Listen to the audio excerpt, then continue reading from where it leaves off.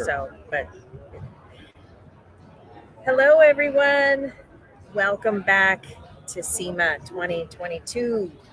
We're at the Penco booth. If you didn't know that by now, we are on day 4. We are tired and frazzled and talked out, and we have dry mouth, and we need water, and after that we need some decent alcohol too. But I'm happy to have sort of the grand finale here on the last interview of Sema. We've waited very long time to talk to you. This very special guest of Benco. I don't think so. Oh, no. Keep coming. I'm happy to introduce Phil Streiter, sales manager for Benco. He's done a phenomenal job talking to as many of the people that, let's just take a guess as to how many people, not just that you've talked to, but how many people do you think came to this booth this year? I would say at least 1,000. At least. Oh, God, you put me on the spot. If we look at the lead list, just on my phone alone, there's probably 80 to 100. And then you've got 5 to 7 of us taking leads. And so there you go. Talking to people. So it's been, this show, compared to last year, it's been off the charts. Day 2 is, I don't think anybody left the booth. True, so true. I think that's contributing to my fatigue, but at the same time, I have internet fatigue too. Right. The internet's not been so kind here, but happy to have you at the last end of the tail end of the show, just because you have been so busy every day talking to people. There was no way for me to get a break in to get you in. So happy that you're here now. Can you give us, when did you start working for Benco, and what's your background? Sure. Real briefly, I spent 37 years owning my own business in the medical side of life, in medical distributorship. So I know what it's like to run a business, make payroll. So I think I have a heart for a lot of these shops and these the folks, the customers that are coming by. And then about 3.5 years ago, I met Valerie through a mutual acquaintance, and it's been really good. I am just really enjoying this part of my life and what I'm doing, and I think a lot of it has to do with Valerie and the company and kind of the overall mindset of the business. And I really enjoy small business compared to big corp. But that's kind of things in a nutshell. I came on in a very, very fortunate time for me. We literally were starting to introduce B17E.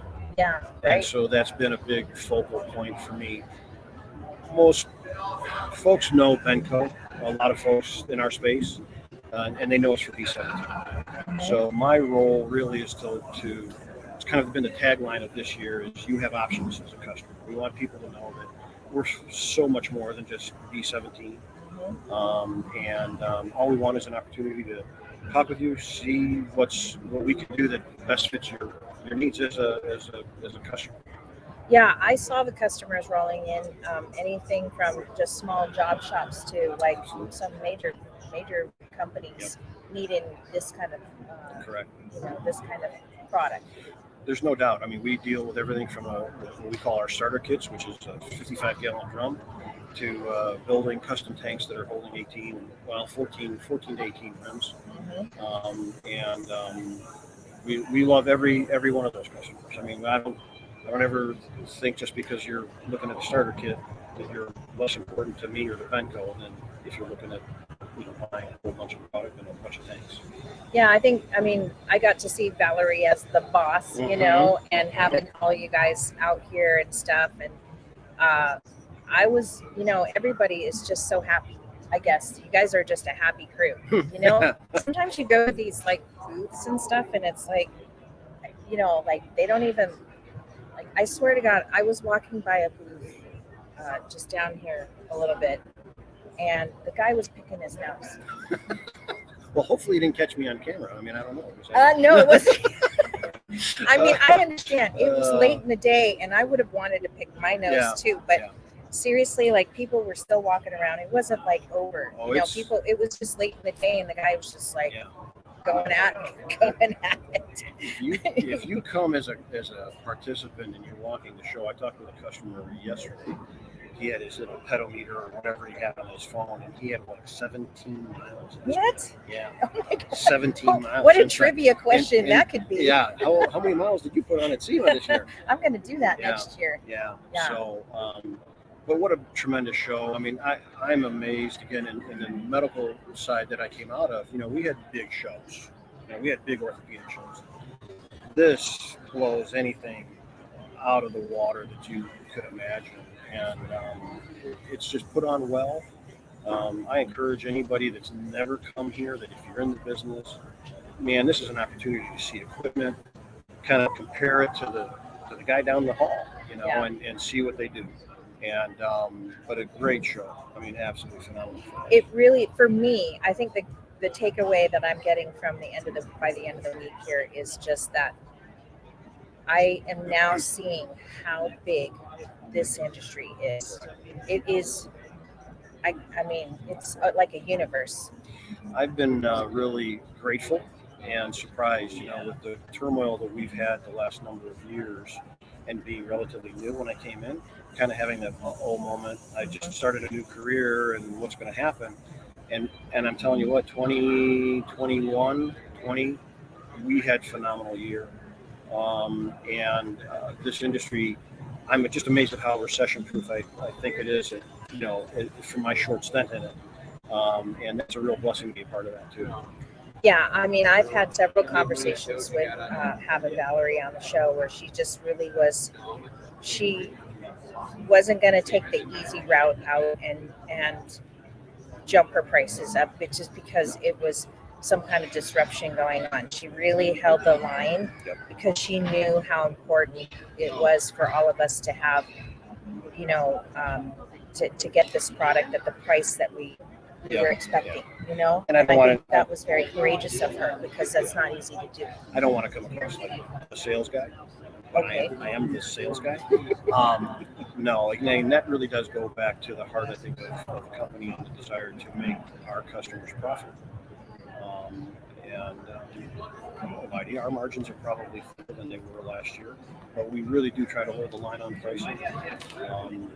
It's difficult. I mean, if I'm dealing with a smaller shop and you go up $100 on a drum, that impacts their bottom line. They have to adjust, you know, and it's a very competitive market when you're stripping and fixing rims. So we try to hold the line as best we can. Yeah, and at the same time, you know, I just previously interviewed Dayton Jacobson, who just won the 2022. Oh, did he win it? Well, he didn't win it. I'm sorry. He came in the top 40. Okay. But he did win Young Guns last year. Last year. He did win that. That car is amazing. I think it's a Pontiac. No, it's an Oldsmobile. It was an Oldsmobile. Yeah. That car was amazing. I haven't seen it up close, but I did see his I follow him on Instagram now. And he was so grateful. I mean, I guess what I want to get at is that, you know, he called with a need, and you guys responded, and you helped him get to where he is in SEMA right now. Oh, good. Thank you. Yeah. The girls in the office probably had way more to do with him and helping him than I did. And again, you got to know that when you call the office, you're going to hopefully you get really good customer service. I always get Lucia. Call me. I get Lucia. Yeah, no, Lucia's awesome. Yeah, she is. Yeah. She's awesome. I got to see her sales skills in action. She is out over her skis. I'm telling you what, I told her today. I said, it's really encouraging. I said, you know, the hardest part for most people in a show like this is to make that eye contact and say, hey, come on in the booth. Let me talk to you. Right. And she got out ahead of it, and it's been cool. It's been really fun to watch her. Yeah. So. Yeah. I know, and I can't wait because now I have a face to a name. And same thing with Lindsay, and you know, she checked in with me to see, you know, when she built the box. You know, you guys built the box to ship our tank in, and she goes, did you see my writing on the box? It said Maui Powder Works. She goes, I wanted to make sure it was going to get to you, right? Big letters, you know, Maui Powder Works on there. Funny. I said, oh yeah. That's so funny. Oh yeah, it made it. No, that was Lindsay. That was Lindsay. She put that all together. Okay. Hi, Lindsay. So yeah. Very cool. Yeah, it was.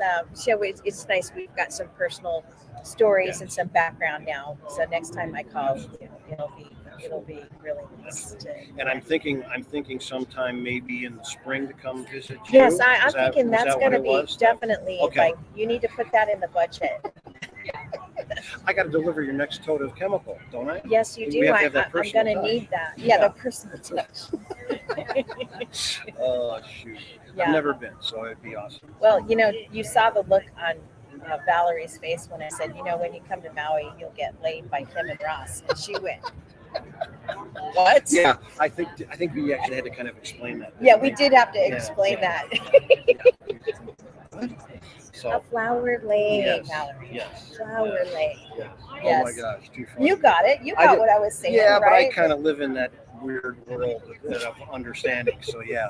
You just nodded and said, Yes. "Yeah, laid. Yeah, sure. I get it. I'll get it. I get it. Whatever that is, I'm going to have it." Shoot, too funny. Too funny. Well, this has been awesome, and thank you for doing what you're doing. It really does help us. Yeah. It's tremendous. I think we created some buzz at this booth. Absolutely. We're definitely already hatching plans for maybe potential for next year and how we lay it all out again and stuff. And I'm game if you guys are. Absolutely. So it's just what it is. I'm just happy to be at Sema for the first time ever, and yeah, it's been a great week. Thank you, Phil. All right. All right. Have a good trip home. I will. All right. I will. Okay. Take care. Bye, everybody.